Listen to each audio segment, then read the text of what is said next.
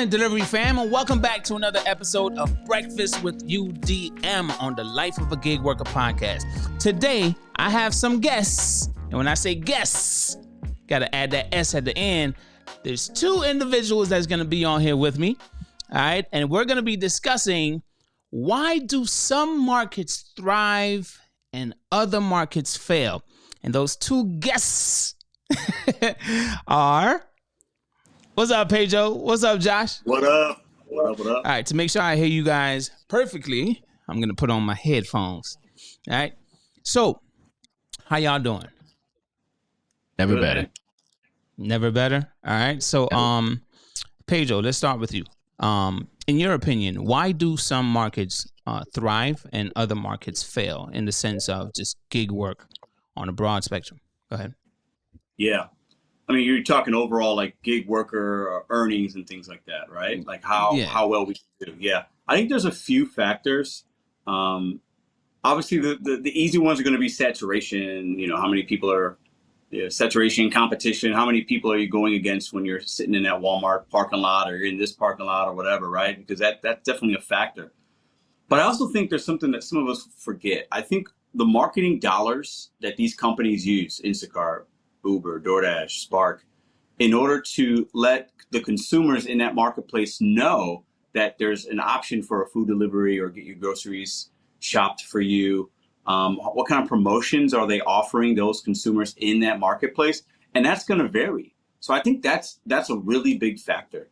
The marketing dollar and the knowledge that the consumer has that that's an option. And most people know that they can do it, but are they being blasted with an email, a promotion, a text message, a notification? I think we see a lot an influx of orders just from that.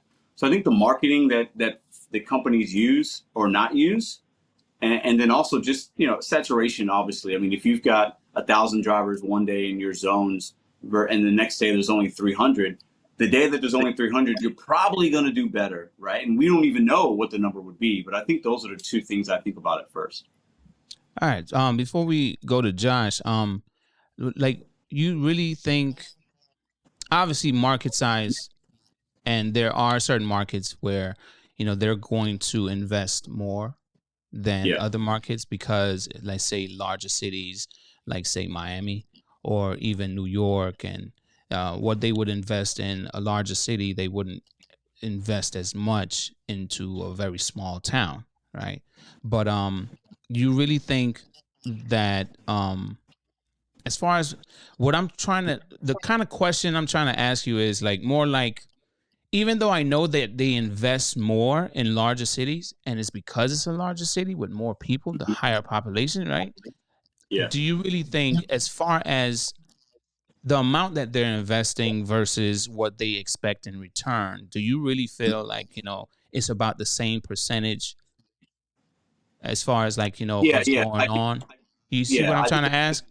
Yeah, I do. And I also think when I'm talking marketing, I'm talking about how much time are they spending trying to sign up new restaurants, trying to sign up new retail spaces for shopping, right? Because DoorDash has to have a deal, an agreement with these restaurants, right? Whether it's a local franchise, whether it's a chain, whether it's a mom and pop. So how much time and energy and money and resources are they putting in one particular marketplace, let's say St. Louis versus a place in Wisconsin, where people are like, well, DoorDash isn't good here, or Walmart Spark's not good here. Well, maybe they haven't tapped into that resource there, right? And they haven't spent the time and the resource and the manpower to get that as an opportunity for fellow gig workers to actually see the money. You know what I mean? Yeah. All right. I totally get you there. All right. So what about you, Josh? Why do you think some markets thrive and other markets fail? So a lot of what my beliefs are echo quite a bit of Pedro's points there, but I do want to hone in on infrastructure. Infrastructure is a really big part of how these markets are set up, how they're going to succeed or fail.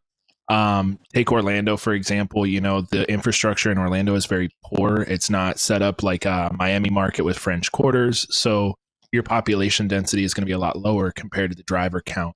So, and like he said, for me, I think it goes beyond a little bit of marketing. I think that it goes into building quality relationships with these restaurants, because a lot of these restaurants in the beginning were very excited to bring on gig related delivery options. But nowadays, if you talk to a local mom and pop shop, they absolutely hate the delivery options because of how many fees that they're charging. And some of them only offer these gig delivery app services throughout certain times when they're open to supplement their order volume. They don't keep them on, the entire time when they're open, and it's just because they want supplementation. They understand that they're going to get these fees and everything tacked on top of these orders, so they only want to use it when they're slow to offset labor costs. So I think that building a quality relationship there versus the marketing is going to be very, very important. All right. I don't have any questions just yet about that, but from my perspective in my market, right, just looking at it from what I've seen here, right, we have the oversaturation here, like you spoke about, Pedro. We have, we just have a lot going on down here, like a mixed bag of many different things, right? And one major thing that I feel that causes my market to thrive, and we're gonna go more general in just a second, but one reason why I feel like my market here thrives as much as it does is because the amount of flow, like there's a lot of people here where um convenience is way up, and then there's a lot of people with the convenience. There's a lot of people that are willing to do the work. So let's just say here, um there's there's not an issue with immigrants, but then there's a lot of people that flock here, Florida being like that tip or the tail of the United States that everybody flies to first. is either somewhere, somehow, some way, somehow. It's like I hear about New York, I hear about Florida, and then California, before anywhere else in the US, right? So I'm looking at it like the amount of people that we have here and the amount of work they're willing to do because they might not have the permits to get a normal job just yet, right? And it's probably easier to get on a platform like DoorDash or Uber Eats or just some kind of gig app. There is opportunity for more orders since a lot of drivers are here, and that's where the oversaturation thing kicks in. But we don't feel the amount of oversaturation, the issue here as much because there's so many people here that want the convenience, and at the same time, there's so many people that also are just willing to take just about anything because they came here for a different life and they can't seem to get a regular job just yet. So they got to survive while they're here. And I'm speaking on, I know this can be a very touchy subject relating to immigrants, but there's a lot of people here now that I've had conversations with, and they've only been here for maybe a month, and they can't even speak my language, and they try, and they kind of let me know they only have a certain amount of time to try to make something to be able to I guess extend their stay or something. They got to have some kind of proof of something. So with my conversations with them, I'm like, okay, well, I believe that's part of the reason why the market in Miami thrives so much, because we have such a major influx of the immigrants coming in from, and it's not just Hispanics. I'm talking about all types of immigrants.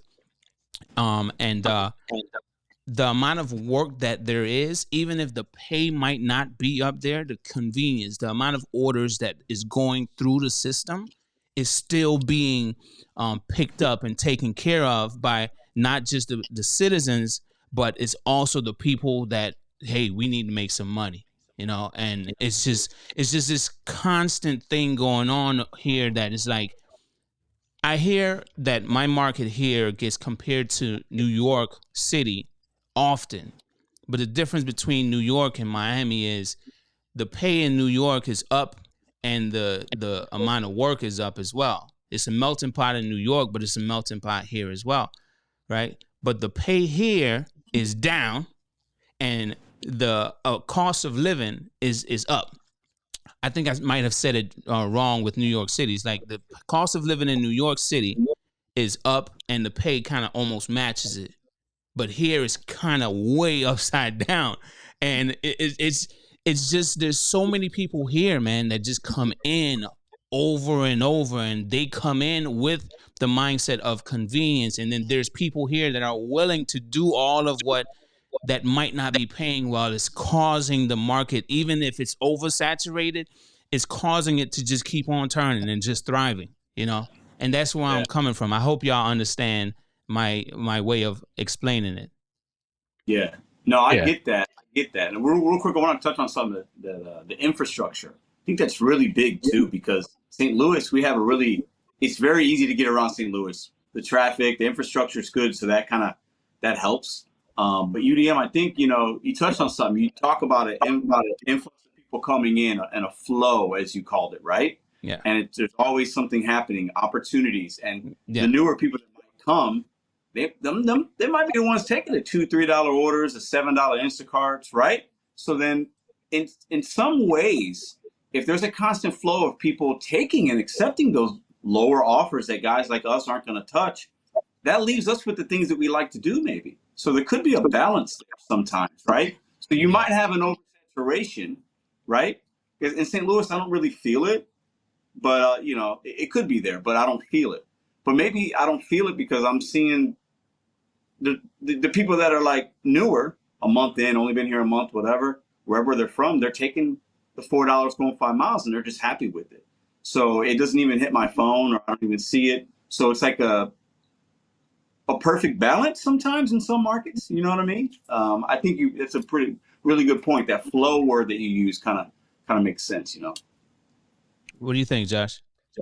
Yeah, I mean, the flow for you, like you said, makes a lot of sense, especially in Miami market and here. Like you said, we've got a lot of people that are coming in. It's the number one destination in the United States. More flights land here in the United States than any other state per day. One thing that I will touch on is my recent experience in going into South America is like some of the apps don't, like, obviously Uber Eats is not over in South America where I was, at least. And so like I tried to download their apps and use their apps, and I wonder if there's the same issues that I had over there over here. So like I couldn't sign up for their apps because you needed a DNI number. You also needed to have a phone number in that country and stuff like that. So I'm also wondering if this being the number one destination in the United States, if that's being impacted and they're just ordering people. Just really quick before you finish your point, your mic is going in and out. Are you hearing that, Pedro? I'm hearing him okay, but I'm hearing him okay on my side. Okay. All right. Just wanted to make sure. All right, go ahead. But yeah, so I think that there's a lot of fluctuation. I also think that there's definitely maybe some issues, or maybe the inability to use the app based on not being able to download the apps or whatever the case may be. So I think that, like I said, between infrastructure, technical issues and things of that nature, I think that's a lot of what I see in this market as far as like flow and seeing the market thrive and fail. It all depends on what's actually going on in the market. Is it a local event where there's going to be a lot of local people here, or is it a foreign event where a lot of these foreign people are going to come over here for this massive conference? Yeah. So it just depends on the origin of who's coming. So I've heard time and time again, like, say, let's just look at a market that I would consider. Well, I don't have a specific market that I would consider to be a market that fails, but I've heard Dashers, Uber Eats drivers in certain markets saying things like, man, everything around here shuts down around 8. So dinner rush is kind of like 5 p.m. to 7 or maybe 8, And I'm like, wait, what? Y'all close down at like 7 to 8? And then I'm like, here, things shut down maybe 12, 1 o'clock in the morning. So, there's also that thought of, man, if your market is shutting down so early, and dinner starts around 5 for you, you really don't have much time to really make as much in that market either. And your market, I know one market that does not have a lot of people. And when I pass the mic to one of you, I'm gonna do some research to see how many people are in this market. But Boise, Idaho, from my first day doing gig work, everyone that I knew in Boise, Idaho, was making bank. It's like they had a whole lot of orders going in and out. Instacart, Doordash, everything. And everybody in Boise, Idaho that I knew of that was a driver was making bank. Not just on Doordash, but every platform that was available there. And I was always wondering if Boise, Idaho, compared to Miami, is so much smaller, how come, and at this time I was saying this, how come what they're seeing I don't see here? The type of money they make there, I don't make here. Like, what the hell going on? I was thinking of moving there just to get the experience, because I'm like, oh my gosh, the money there is just different. And then I started to think also, maybe it's the tipping. Maybe the culture over there, they tip better, right? Maybe here they don't tip as well. But that's me trying to find a reason why Boise, Idaho is thriving more than I expected Miami, the second Vegas. That's what they call it down here, right? The second Vegas. Why is Boise, Idaho looking better as far as making money than Miami? I mean, go ahead, Josh. That's like the market that me and you had spoke about a couple years back when I was traveling, and doing gig work up in northern Florida, where it's all basically military folks. The tipping was just so much better. So I was making way more money over time than here in Orlando, because between the like you said, the tipping culture being different, because we have people that come here from all over the world where tipping might not be a huge thing in their culture. So when I went up to that market and it's all military people, they're super appreciative, of you bringing their order. I was getting $5 to $7 tips on every single offer. I didn't see very many offers other than a couple of kids here and there that didn't tip.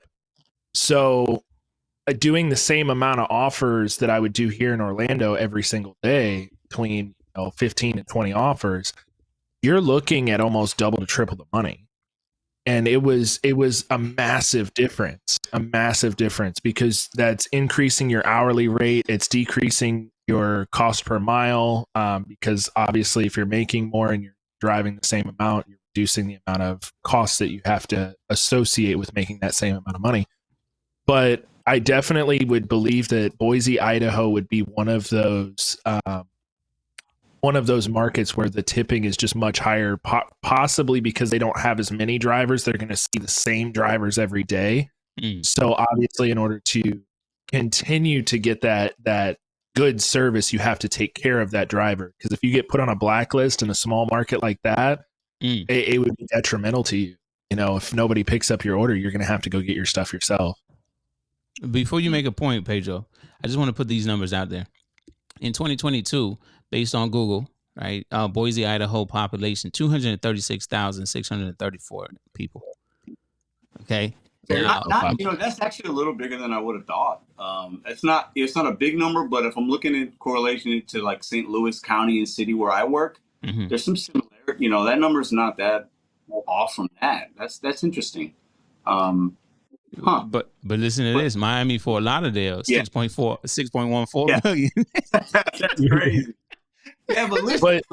So look at those two numbers; they're very, very different. But we have to remind ourselves: we might say Boise, Idaho, some place in Kentucky or Wyoming, or places that aren't heavily populated.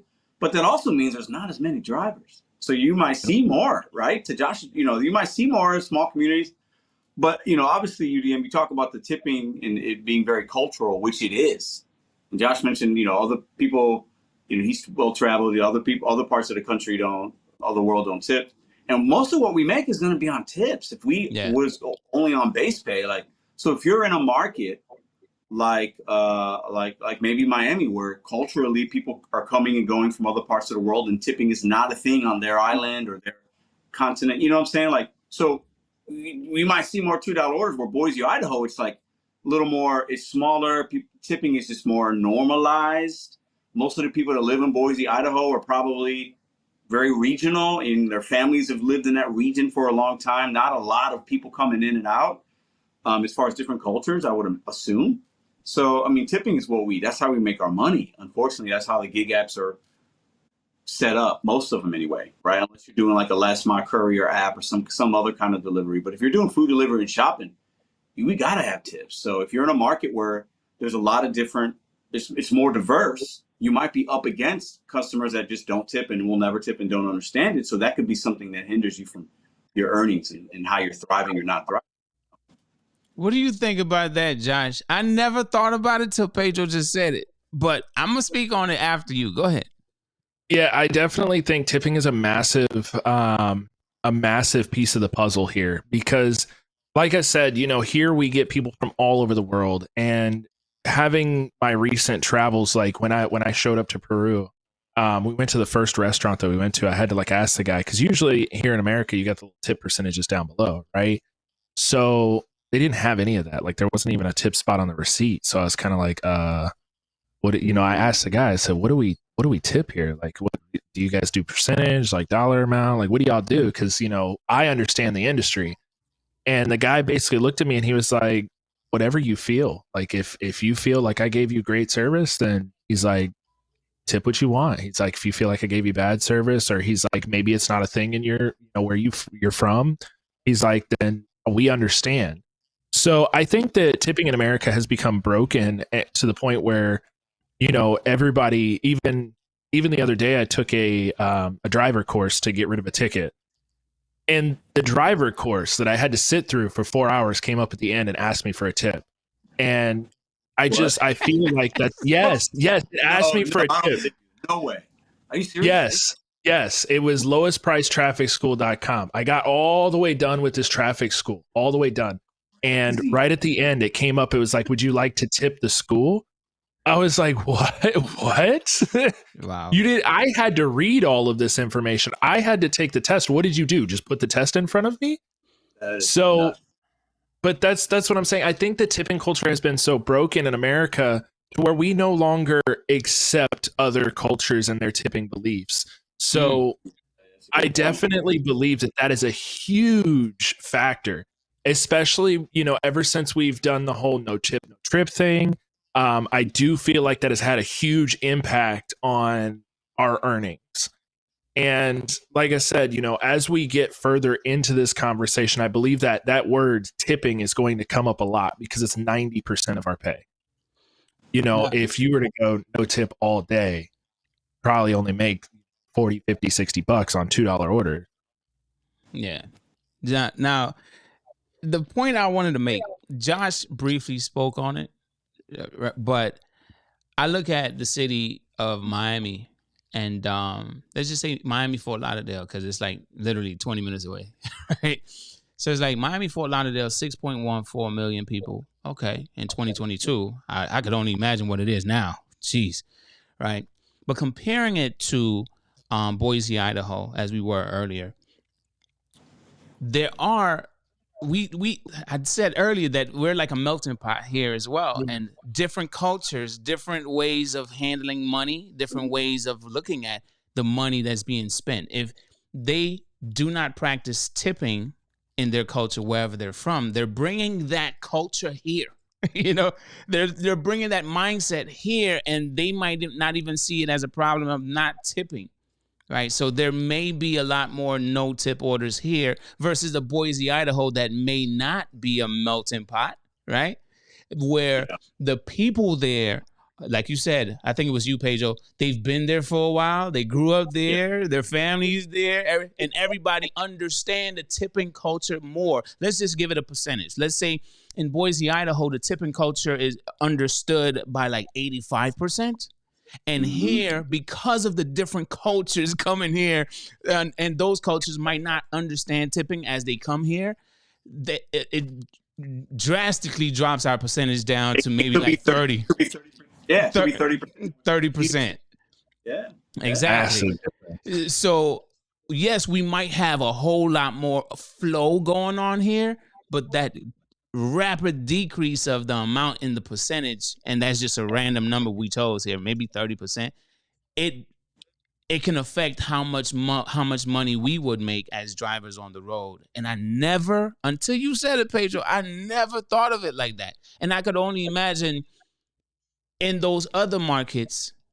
Well, okay, well, how do we compare other markets, like say Atlanta, where they say black business in Atlanta is like, that's like Atlanta is like the mecca for like businesses, small businesses coming in and making some bucks. You know, a like lot how of restaurants and boutiques and things in Atlanta. Yeah. So how would you compare the no tips in a large city like Atlanta compared to like a Boise, Idaho?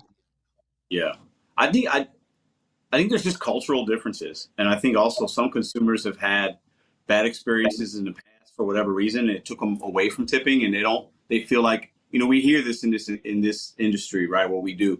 Oh, I don't want to tip before I get my service. I don't know how good this driver's going to be, how good this shopper's going to be. And culturally, my family's from Puerto Rico. I got many cousins and grandmas and aunts and uncles. They don't tip. It's not a thing over there like it is here. And they always would tell me, well, I tip after, when I go out to eat, I tip based on the service. If I order food, did they follow instructions? Was the food correct? Was it timely? Did they do my Instacart shopping right? Or did they just pick some bad apples and put them in there and some spoiled bananas? So why am I going to give this person money for something that I haven't seen what they've done yet? So I think there's cultural differences with that, right? And I've seen it with my family and friends. So I think there's certain cities that have more of a population of just different cultures like we're talking about, or people that have been treated differently and they just don't want to, they feel like tipping is like, nah, there's a history with tipping in this country as well. It started not in a great spot. The reason tipping was a thing was start off very negative. It's not what it is now. So I think there's a lot of factors, and I'm the guy I push the no tip, no trip. I think we can't make money. Josh said 90%. Mine's not that high, but it's a significant amount. The way that everything is set up, we got to have a tip, and it's unfortunate. It's broken, like Josh said. That's a good word. It's broken. People are tip fatigued. You can't go anywhere. You get a coffee for $5 and they spin a little iPad.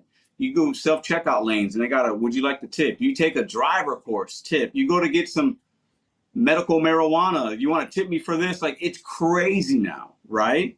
So where I think, out of respect, we should get a tip for various reasons, right? And if you're shopping, you should show some love and gratitude to the shopper.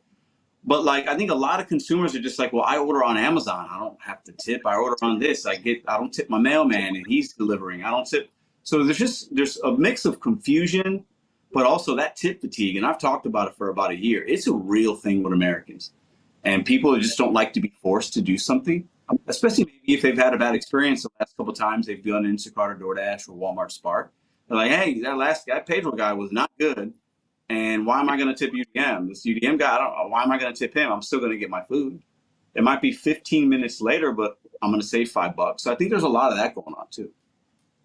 And I do believe that the process for us has been broken, because there's a lot of things in my opinion that I feel has definitely impacted our tips. Like there's a lot of things that we can't do. We can't confirm the food. The food's sealed when we get it 9 times out of 10. They've got a staple on the bag or a sticker or something, like a seal. So if something's wrong or something's not correct, that falls on the driver. And that came because of COVID though. A lot of that, But that's still affecting us to this day, where they have shown, through multiple research points that, sealing of the food and this and that, it protects theft and some of the COVID and some of the, wild stories back in the day, like, oh, the DoorDasher was eating my fries and drinking my shake when he showed up to my door and I got it on Ring camera from years ago. The Postmates guy, that did vigorous things to the guy's guacamole. So yes, I have a vivid memory, but that's what I'm saying. Like, there's such a bad reputation when it comes to gig workers. Like every week I see a post on my community page, to my local community about how bad dashers are or how bad delivery drivers are because the order's never correct or because they didn't bring the drink or that they didn't read the name on the order. They got a completely different order with a completely different name on it. So that stigma that they have behind these delivery apps is affecting the tips on the future orders. And with that being affected, my question to them is, well, if it's so bad, why are you continuing to order on the platform? That's what gets me every single time. If you know it's so bad and you don't want to tip and leave a gratuity, why do you continue to use the platform? Bingo. That tells me that majority of your orders are still correct, or that you just want some sort of food and whatever they bring you. Because like here, it's Russian roulette, where if you order something here, I know I've spoken to UDM about this. If you order something, I swear to you, I never get my order correct. But I order it because I'm hungry, right? So I'll order from a restaurant that I know that I like everything on the menu, and whatever shows up is whatever shows up. I might get more food, I might get less food. But like, I still tip the guy. I usually always still leave a couple of dollars here or there, even if it's the wrong order. And it's because I live in the middle of nowhere. So for you to come all the way out here means you've got to go all the way back. There's no restaurants out here. So I think there's definitely the tip fatigue. I think there is the stigma that's behind all of the delivery apps. So I definitely think there's a large factor for our image as to how we are tipped. And tipping is the bottom line, that's where we make majority of our money, right? Even in catering, right? The catering delivery, right? And I do believe that's part of the reason why, most drivers are against tip pool or tip share. But if you work in a restaurant, you're more than likely be for the tip share if it's a better restaurant, right?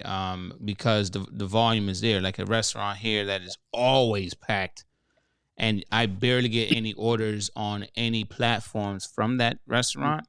It would be a place like J. Alexander's. I don't know if you have that there in your market there, Pedro. But J. Alexander's is like high quality food. They have like steak. I think it's a steakhouse. Steakhouse, yeah, I think it's a steakhouse. But I have never gotten a catering order from there. But tipping, majority of our pay comes from the tip. Yes, right. But I've seen a way better experience in my market.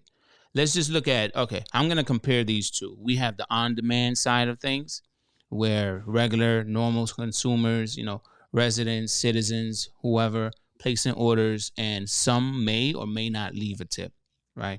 But then when you turn into like delivering to businesses, some of these businesses have some of the same different types of cultures in them. But the tipping is different there. Even if some may tip better than others, the tipping is understood a little bit better in that sense. Let's just say, let me give you an example.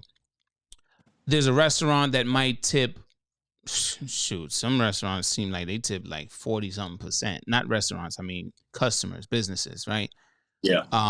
Like if it's like $200 worth of food and it's like maybe like $80, $100 tip, it's like, whoa, that's next level, right?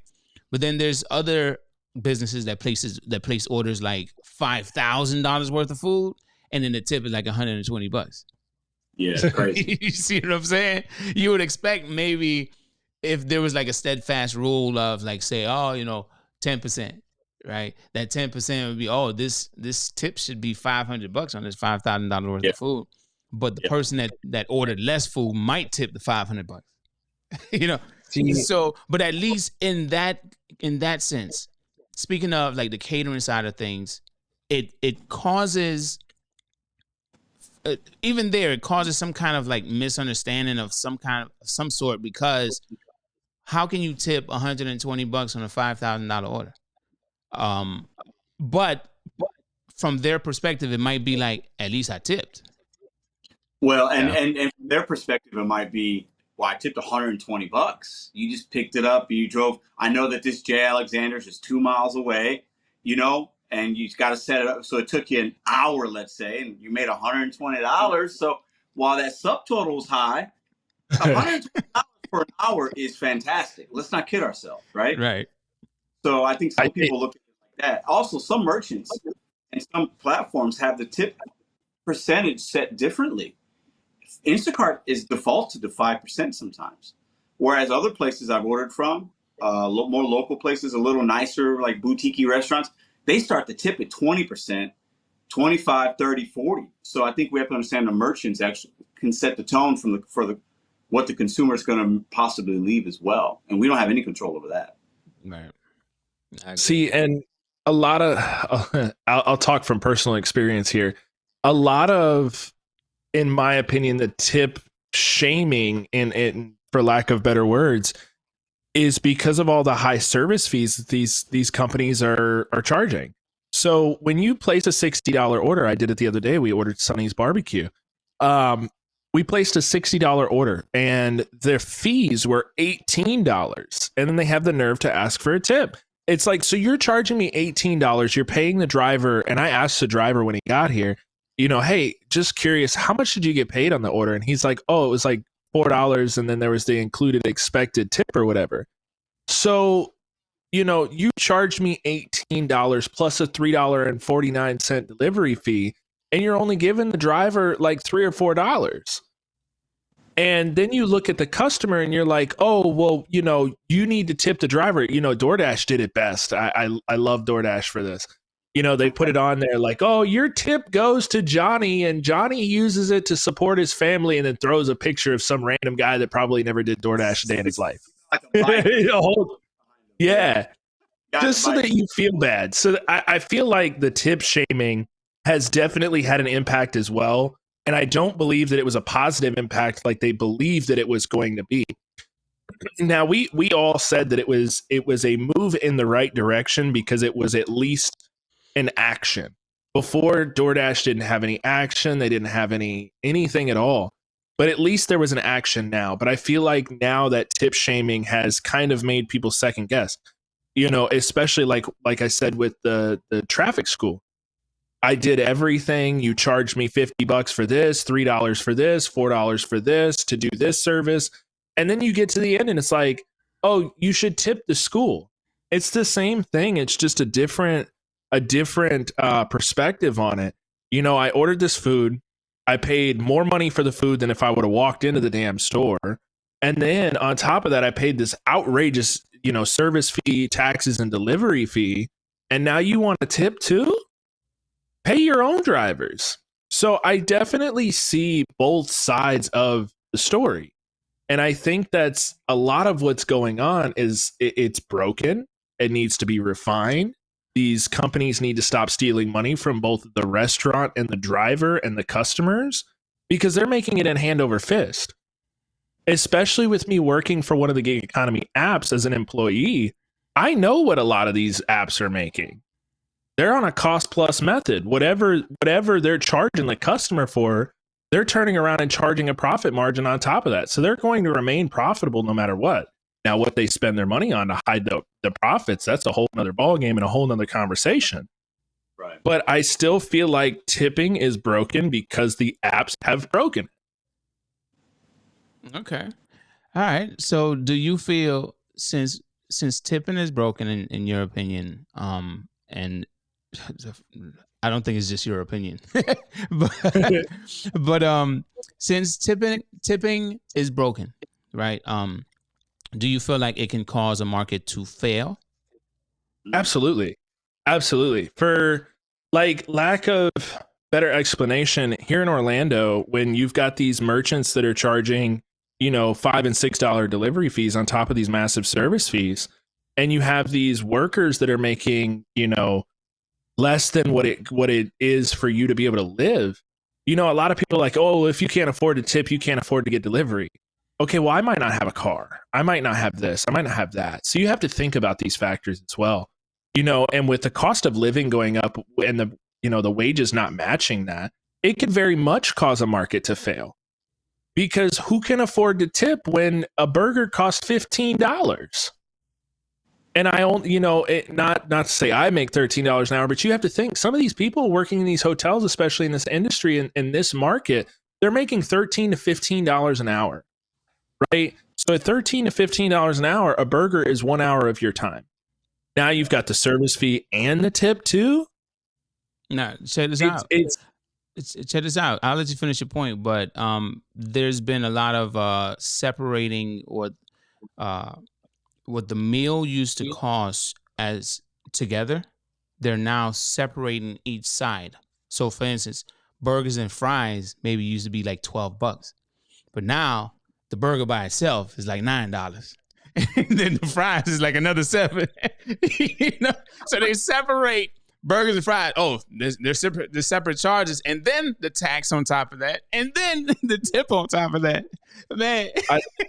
So when I ordered the other day, it showed that the burger was free, right? So it's like, oh, free. Because I was like, oh, maybe it's a part of a promo. I'll send you a screenshot so you can do a video or something on it, bro. So it's like, oh, the burger's free. But then when you click on it and you go to the options, it's like, what do you want on your burger? It's like a build your own burger type of deal, right? So it's like, do you want the fries? But do you want the ketchup? Do you want the this? And they're charging you for every freaking thing. So it's like, yeah, the option of having a burger is free, but everything you add is extra. They even charged for the bun. I was like, yo, who's going to pay for the bun? Oh, I might have some buns at home. I'll just order the meat, the cheese, and all the other stuff. I'll put it on my own. You put it on some sliced bread. Yeah, the bun was like $3. I was like, I get a pack of buns for $3. You know what I mean? Like, I've started to look at things in a broke mindset because that's what's giving me the ability to look at this through the customer's viewpoint. You have to understand the viewpoint of the customer. And like I said, with the cost of living going up and everything like that, everything has gone up over the past 2 years. You know, they're blaming inflation, they're blaming whatever the case may be. But at the end of the day, it's just not affordable. And to throw a tip in on top of that, people ain't got money for that. You're charging $30 for a burger. Where's the tip money? Yeah, well, let me say this. I think you bring up some great points. With the tipping for me, I think with inflation being what it is, and it's different in every city, right? It could fluctuate. You know, in St. Louis, I'm not as impacted. Cost of living in St. Louis is very reasonable compared to a lot of other cities that have similar things that we have. So I'm very lucky in that regard. That's also why I choose to stay here. You know what I mean? Because I know it's good here. But like if everything's around you is costing more, why order on the platform? Why pay for that McDonald's Big Mac meal that's going to be, I looked it up the other day, it's $10 before I get to the fees and the tip and everything else on Doordash, and similar on Uber, right? So if I know it's expensive and I'm like, well, I don't want tips because it's expensive. If times are that tough, my opinion is you shouldn't be ordering Doordash. Now, some people might not have a car. They might be disabled. I get it. But that's like maybe 1% of the people ordering Doordash and Instacart. So those people are different. I put them in a different pool because I get it. You know, my grandma lives in a place like that. She ain't got a car. She's in Chicago. If she wants to order something, I ain't going to call her miserable. You know what I'm saying? If she doesn't tip. But that's like probably less than 1%. So my thing is like, if times are tough and the McDonald's burger is going to cost me with a suggested tip, I did it the other day, it was like $21 for a Big Mac meal, medium, no extras, no frills. That's expensive. So for me, it's like, I look at the consumers like, I got a McDonald's that's about 2 miles from me, and I got a car. So like, why the better choice and the personal responsibility I think the consumers need to lay upon themselves that would actually indirectly help us is just go get it. Like, go get it. Like, it's going to help your own pocketbook. So then you don't have to worry about the tip. You don't have to worry about feeling some type of way. How long is it going to take? Is it going to be right? Because you know if you go get it, you're going to get it, and it's going to be right because you could check the bag yourself. So I think there's so many things that the matter of convenience that people want, but they don't understand. It's okay to have convenience. It's okay, things happen, but like don't inconvenience me. And you want me to do a favor for you, but you ain't doing a favor for me. So I think times are tough, and we're like at odds with the consumers because we're both inflation is impacting us because we're consumers as well. But I think sometimes the consumer doesn't realize that we're also impacted the way they are. We're delivery drivers. We're in the same pool as most consumers. We're just average people we're middle class or less than middle class, most of us, right? So the tipping thing for me is like, I get that it's crazy, the $18 fee, and that's crazy. I would never order that because there's been times I've been on the app. I'm like, man, I want this Chipotle burrito, and then I get to the point. I've done this, and I'm like, nah, it ain't worth it. I'm gonna make something myself because I don't want to spend $20, but I also don't want to not tip the guy or gal. So I think sometimes our convenience and like our own consumer entitlement and our hunger leads us to like not think about the other human on the other side. That's how I look at it as far as the tipping goes. There's so many factors though. I mean, you bring up some good points, but like for me, it's like if I can't afford it because of inflation and other things and the fees, then I don't buy it. I don't purchase it. That's me though. And I think a lot of consumers aren't thinking like that. They're just like, I just want my Big Mac because I'm hungry and that day. And that's totally understandable though. So. And I know I talked to UDM, was it 5-7 years ago when they first introduced the fast food restaurants to Grubhub and Uber Eats? Oh, Yum Brands. Yeah, Yum Brands. That was the first one. The first one with Yum Brands. Yeah. So I remember saying this. Uber had an exclusivity deal with McDonald's before the Yum Brands thing with Grubhub. Yep. So I remember saying it though, the lower grade restaurants, you're going to attract the lower grade customer. And I remember saying the plate value is going to go down, which is going to bring down the average tip because the plate value is going to be lower. So, and this is just because I've been in this industry now almost a decade. And the longer I sit here and look at what's happened over the past decade, I see exactly what I predicted almost 8 years ago. The plate value is going to go down, but they're going to charge more for it. They're going to start charging more for the product than what it really costs to subsidize their own costs to generate a profit margin. And they have continually done it over and over again. And it's done nothing but cost the restaurant and the driver money. Now, I understand that a lot of people say, well, if you can't afford it, then you probably shouldn't order it. But at the same point in time, they put it on there and they, everybody knows like, oh, well, McDonald's is a lower class restaurant, so it shouldn't cost that much. So again, you've attracted that lower income customer. So, before it was like, oh, I don't want to order Grubhub because, Grubhub only has these high scale restaurants on their platform. I might want a McDonald's, so I'll order. But, Matt Maloney said it best with customers being so promiscuous. He wanted to make sure that he was able to capitalize on lower income customers as well, and go into these lower income markets. Because as we all remember, when Grubhub had first started back when it was Eats 24 and Yelp drivers, it was all about the quality of providing quality food from quality restaurants to quality clients. Especially when it was Yelp, because that was part of the whole Yelp advertising platform, was being able to offer delivery to your customers. So I think that we have gone from a luxury level service as it was originally designed to be, to now just a regular delivery service. I remember when Uber was Uber Black, it was the only form of vehicle you could order was Uber Black. Then it became Uber Cab or whatever, and then it became what it is today. Well, they made that decision to grow, right? They knew they had to exactly. But it attracted the lower income customers along with it. So now that you've attracted those lower income customers, we as drivers or independent contractors must cater to those that are on the app. And I have found that now more lower income people will order delivery for the convenience because of how much they work. They don't have time to go to the store or whatever the case may be. So it's become this lower income, I guess, luxury. But the problem is not everybody can afford it because it's become more expensive over time. Whereas 8 years ago, everybody could afford to order Postmates. And I say Postmates for a specific reason because it's not even around anymore. But everybody could afford to order that stuff. But now some people can, like you said, even you can't, when you look at it and it's a $20 delivery fee or $20 service charge. No, absolutely not. So I feel like some markets definitely fail. To bring this back to the conversation, some of these markets are failing because of the fees that they're charging, because of the delivery fees that they're charging, and it's become so overly expensive that some people think like Pedro. They think, well, if I can't afford that, then I'm not going to order it.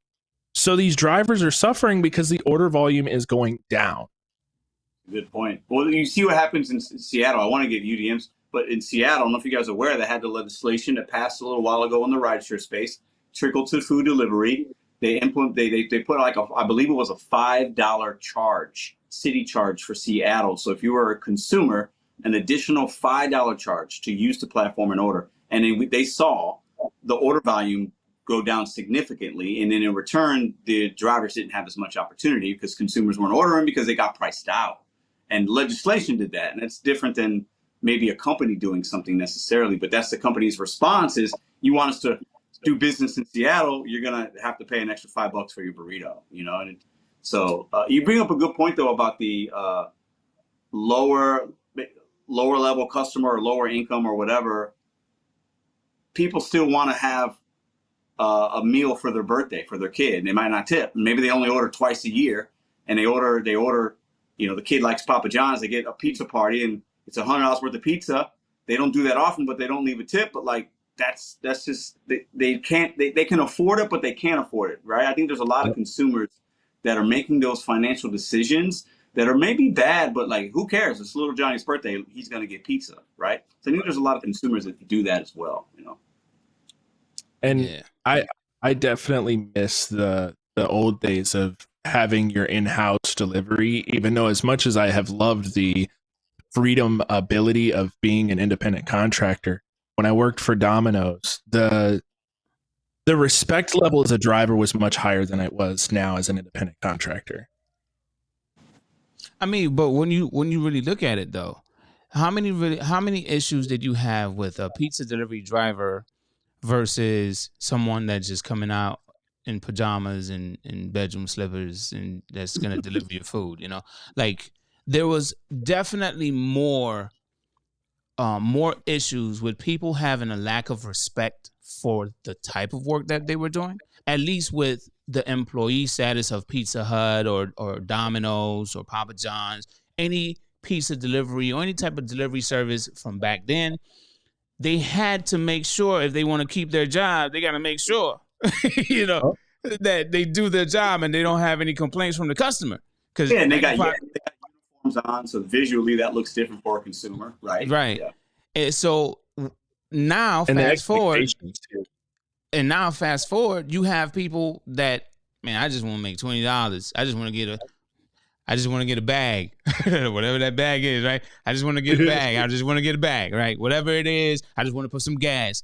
I don't really respect, or I could see that there's a lack of respect for this line of work. There was already a lack of respect for delivery service, right? From the consumer's perspective, it's like, oh, you're a delivery boy or whatever, right? But even from the actual independent contractors, there's a lack of respect for the line of work that we do. Like this line of work, this industry of making money, there's a lack of respect for it. So of course it immediately got affected. It's no longer a luxury because the people that's doing it don't consider it to be a luxury. There are a small fraction of those that like, yes, I take my job serious. I'm very professional. I make sure that the hot is not mixed with the cold. There's people that take it really. That's not the norm, unfortunately. That's not normal. Right? I think all into, I'm just trying to get a bag. I need some gas money.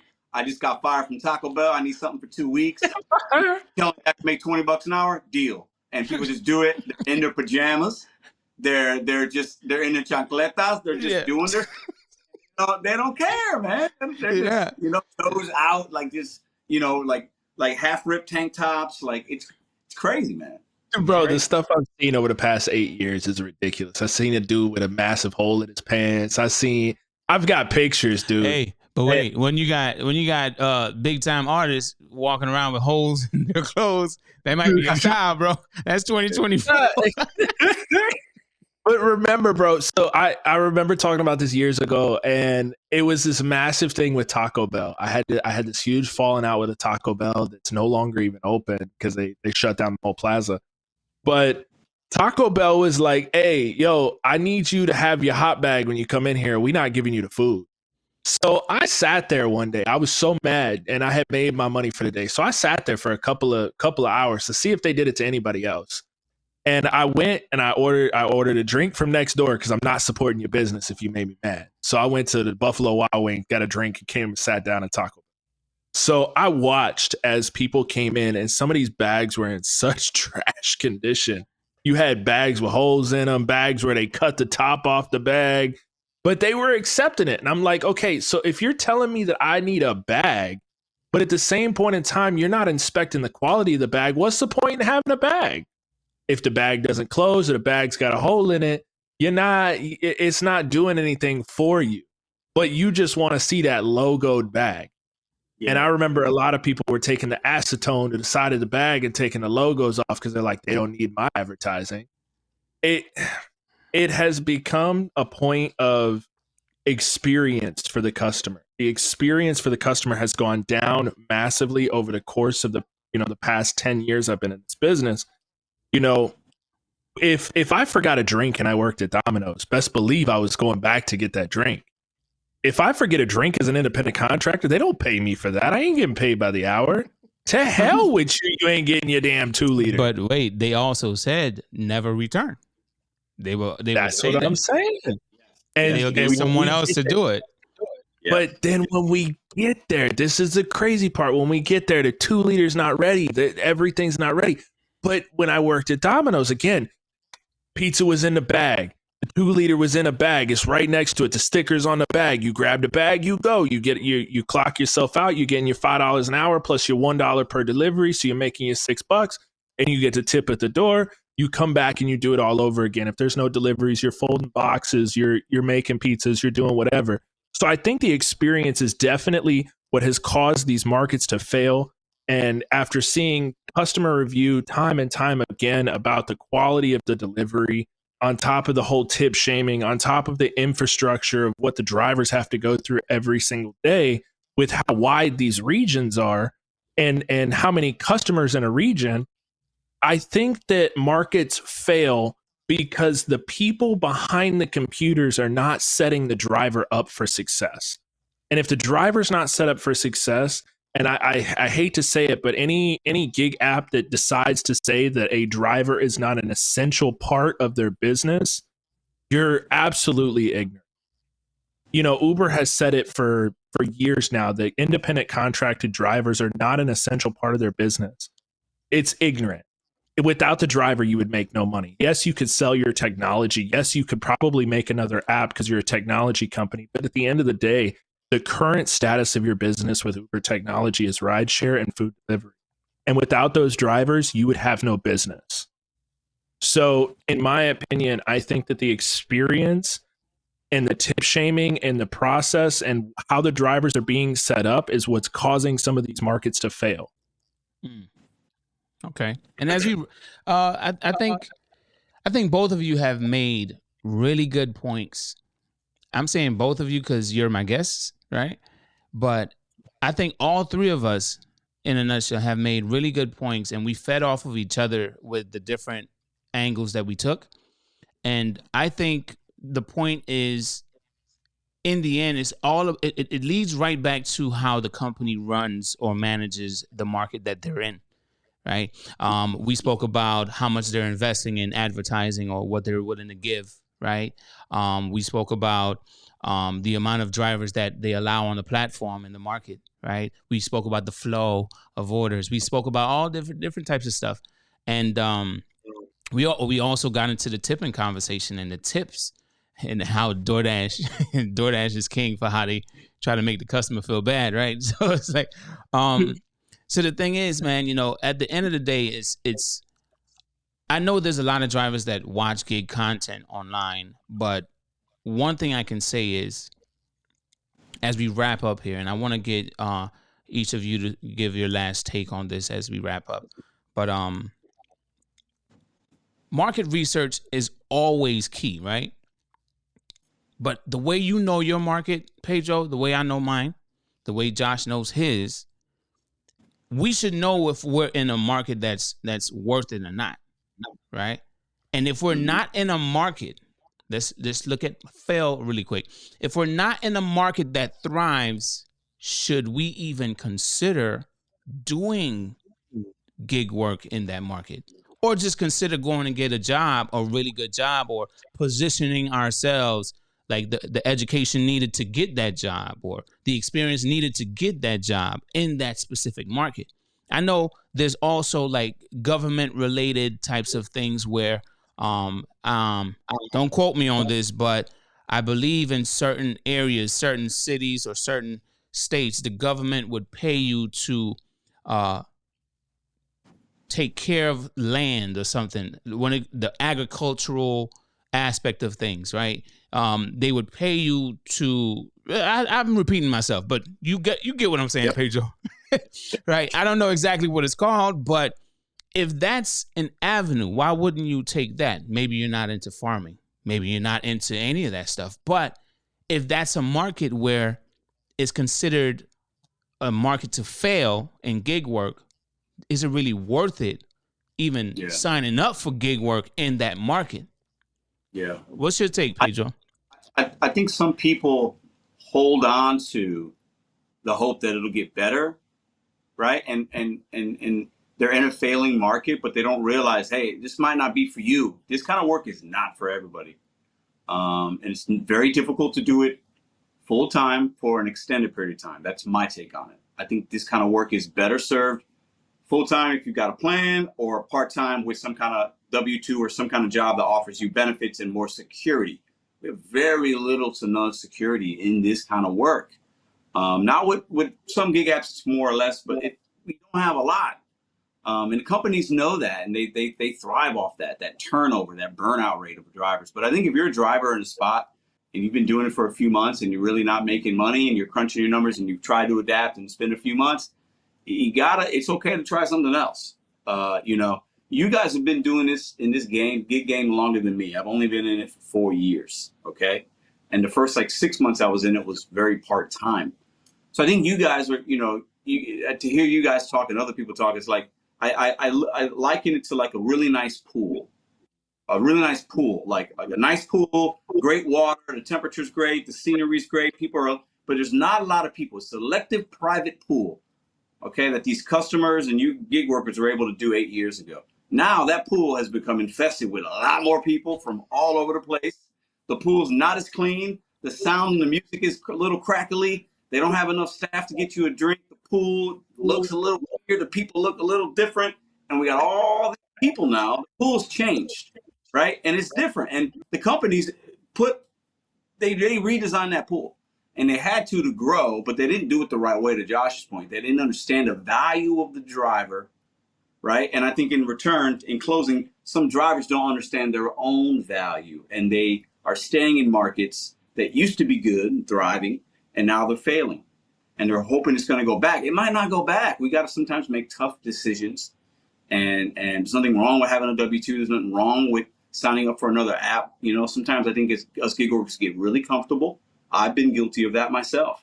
Doing DoorDash, you get comfortable. It's kind of good. You could just, I don't need all these apps. But then things happen, right? So I just think it used to be a nice pool that was chilling. Josh and UDM were there drinking their pina coladas, doing their thing. And a few customers were around. And now that pool has been overrun with people like me that came in during the pandemic and decided to stay. And now all these new people from other walks of life, American, not American. And the pool is different. And that's how I look at the gig economy right now. Maybe that's a bad analogy, but I look at it like the pool has changed. There's a lot more people trying to do the same thing and trying to have a good time. And it's we're all kind of in each other's way sometimes, if that makes sense. Yeah, it definitely makes a lot of sense. At least from my perspective, listening to you, you made me smile because the pool You guys are analogy. OGs. You've been doing it a while, right? You've seen the changes. I haven't seen as many changes as you guys. Like for instance, one of the things that there was a whole lot of conversation about Grubhub once upon a time when Grubhub was the main app, right? Yeah. It was the leading app in market share. It was everything, right? Every driver was trying to get on Grubhub. But DoorDash was slowly on the climb, was slowly on the rise. But I remember like majority of the conversation back then was, oh, um Grubhub, there's catering orders on Grubhub. And we didn't really hear anything about catering orders on DoorDash.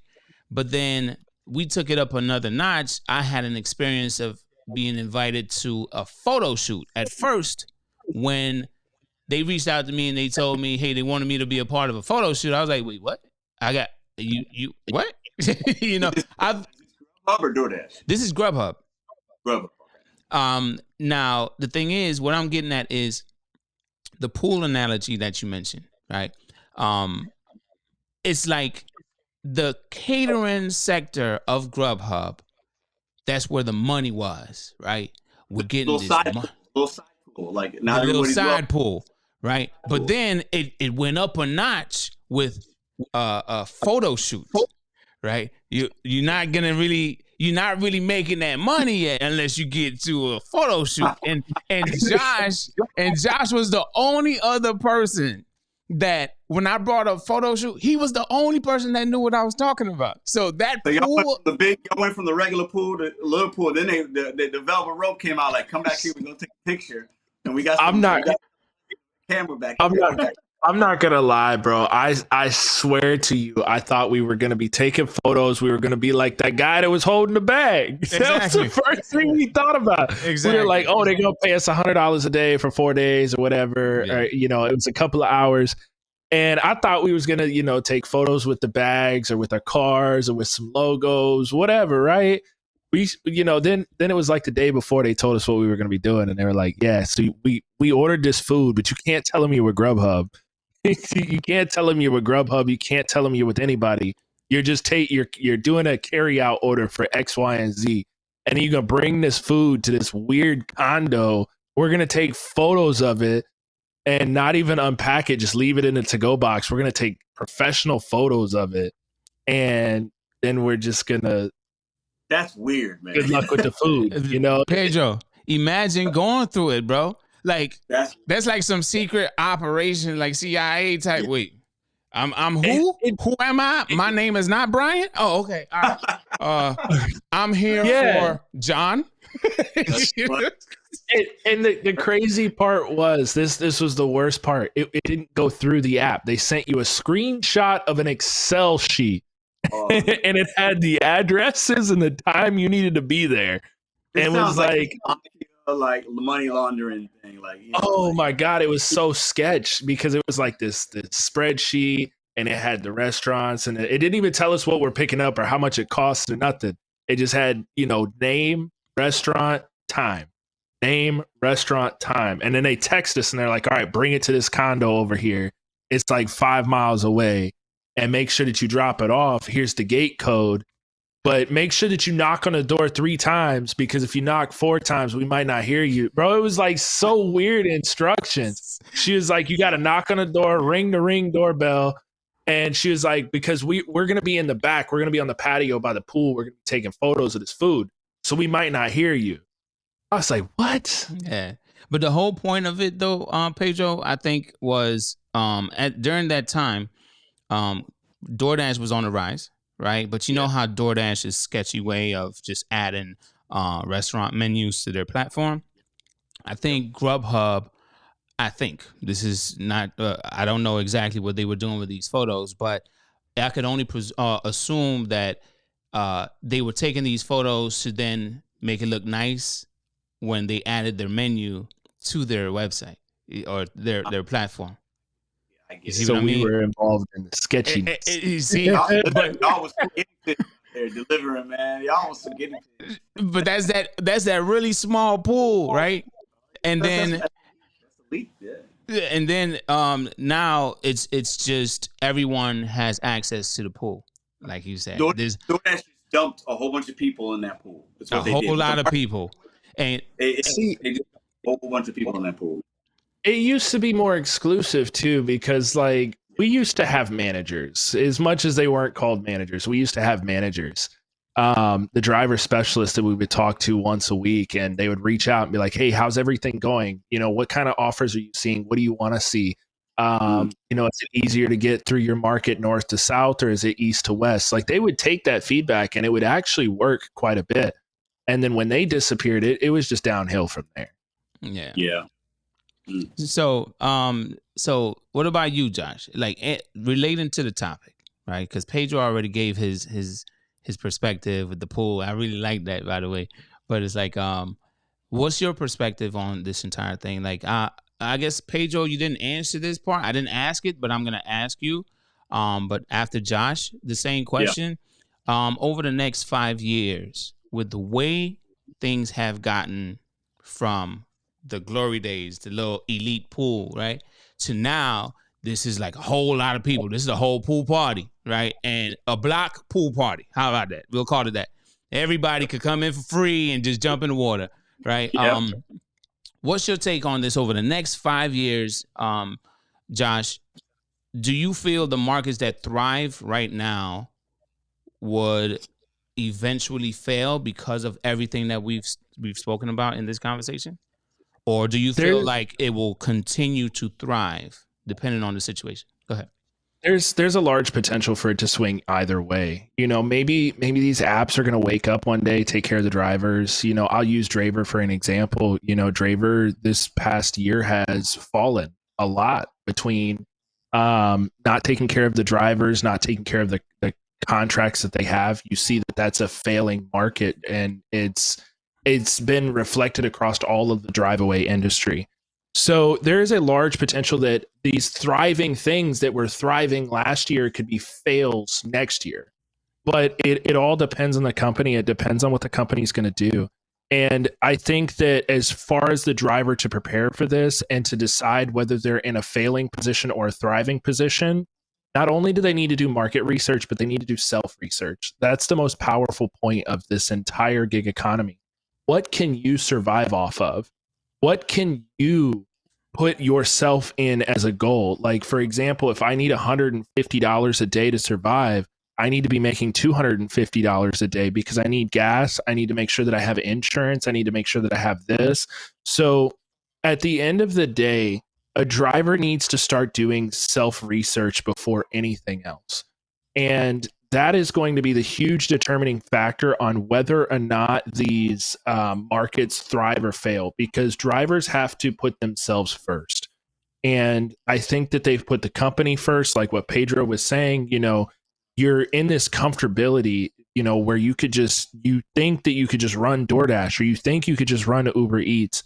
So you need to be asking yourself the hard questions. How can I get to that next level? Because as costs continue to grow, your pay has not continued to grow. And this has been for over 8 years now.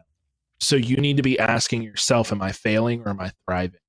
And you need to make sure that you're putting yourself in the category to thrive. Whether or not your market is failing or thriving is completely irrelevant.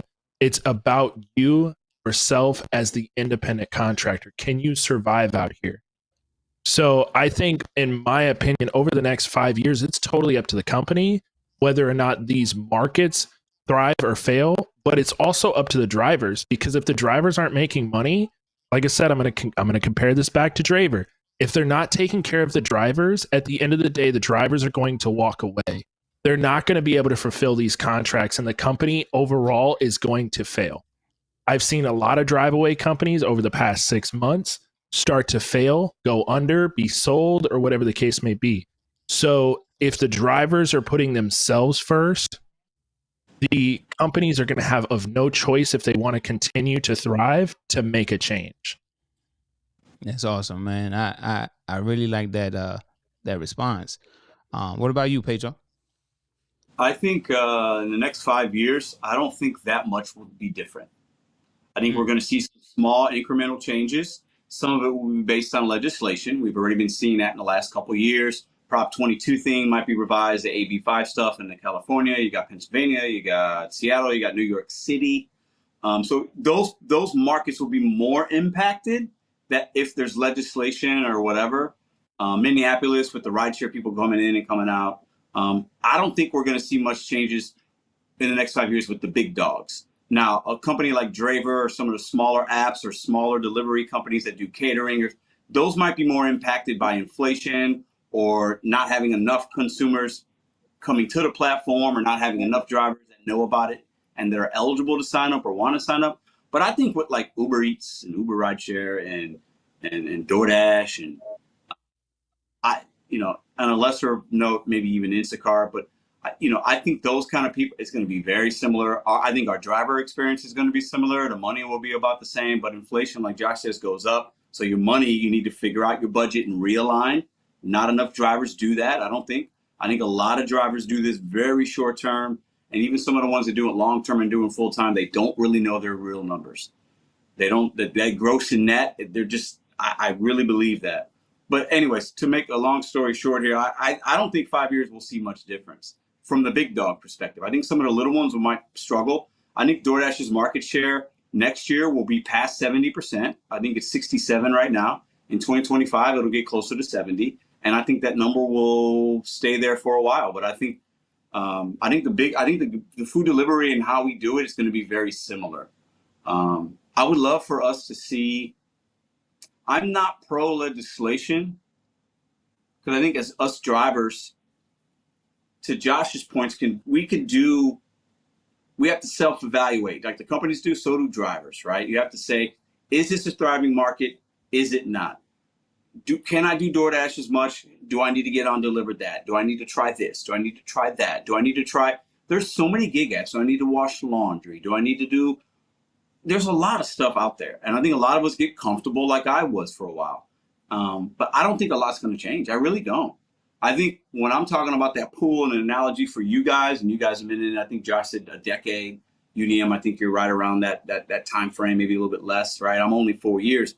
A lot's changed for y'all, but I think the big reason so much change was because of the pandemic, right? So unless we have something monumental happening in the next 5 years, I think it's going to be pretty similar. I do think it's going to be similar.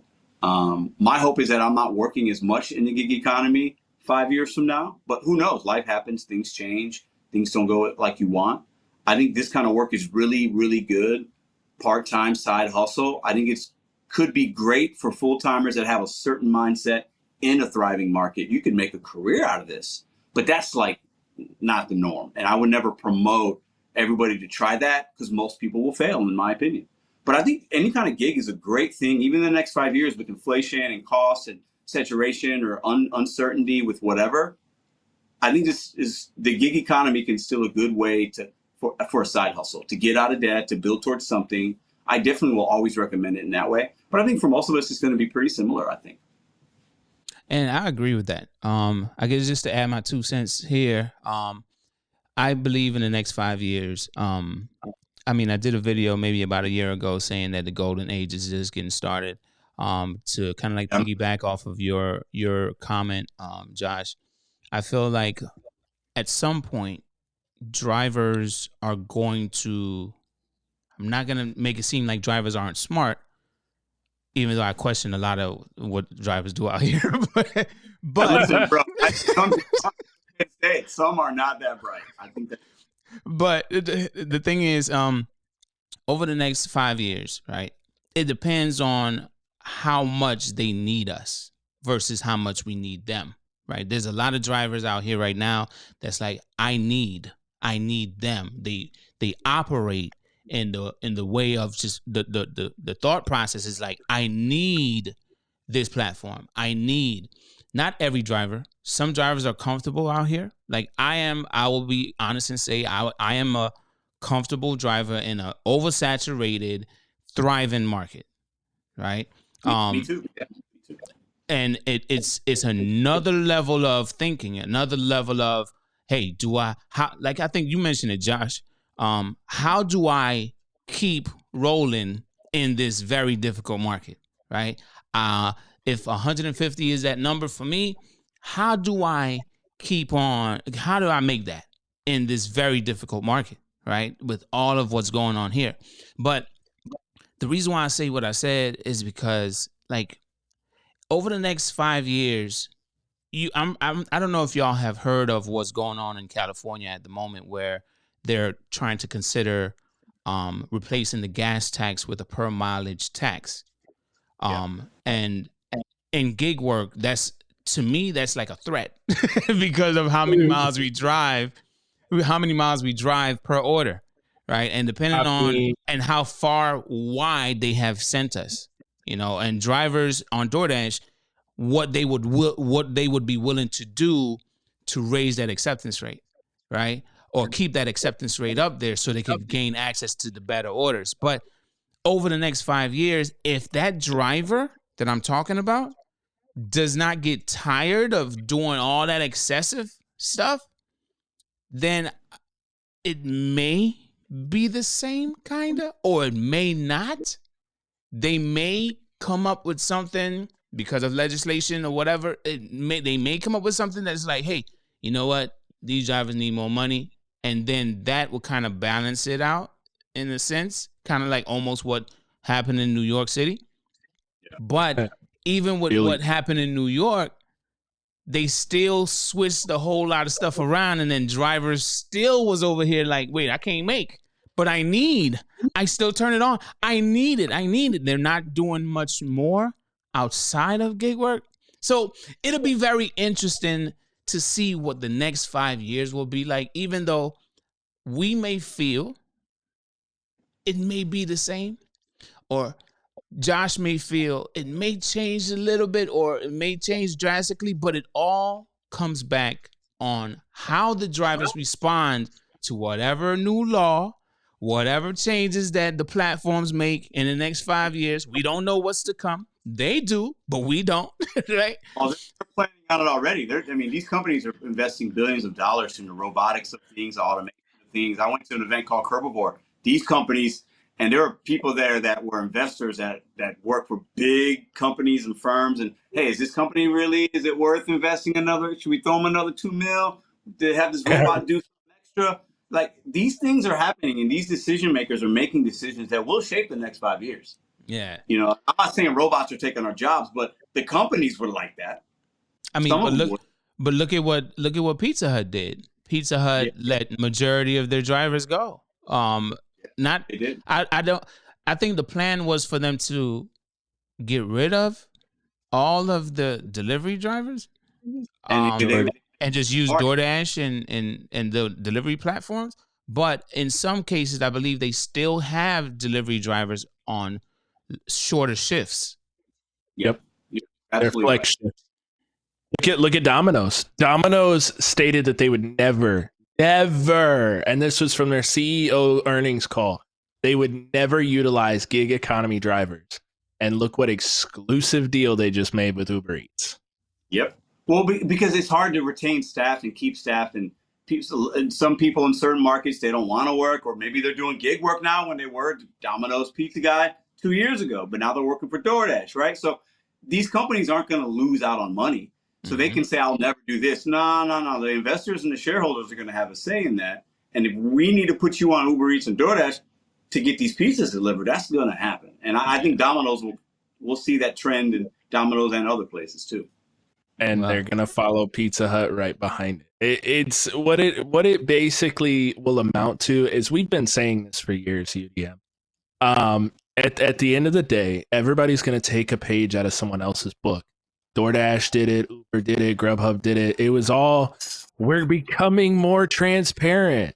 I know you remember this. And what us becoming more transparent meant was, great job, guys. You guys shouted us out to the news stations. Here's a pay cut.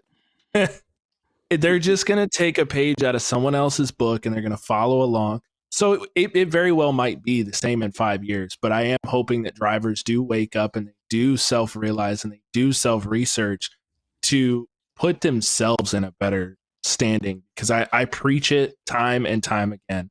If you don't do your own research, you are the only one to blame for your own failure. Yeah. I Well, agree, man. I agree. Yeah. well, gentlemen, I appreciate you. I appreciate your time. I appreciate the conversation. It went a lot. Listen, I know Josh and I would have probably had opposing views on some things, but it went a lot better than I thought it would. you know, I know that when it comes down to certain conversations, I'd rather have it with certain individuals. And obviously, we've had an episode on the podcast with you, Pedro, and we've had an episode with Josh. So I just felt like, instead of having separate podcast episodes with relating to this topic, I said, you know what, let's just all come on the same podcast episode and just give our different perspectives on this, because we're all experienced enough to see how things have changed over the last few years and how drivers are reacting to those changes. And, even though markets have thrived and markets have failed in the past, it's almost like, trying to find the right words here. It's almost like if you are not going to put in that work to understand what's going on around you, then you just might be the failing account in that thriving market, right? But you got to know what you're doing and how to go about doing it. Just the same thing as a full-time driver in a very difficult market being able to survive and being able to do what I need to in the market that I am, right? So I appreciate both of you. Pedro, any last words before we wrap this up?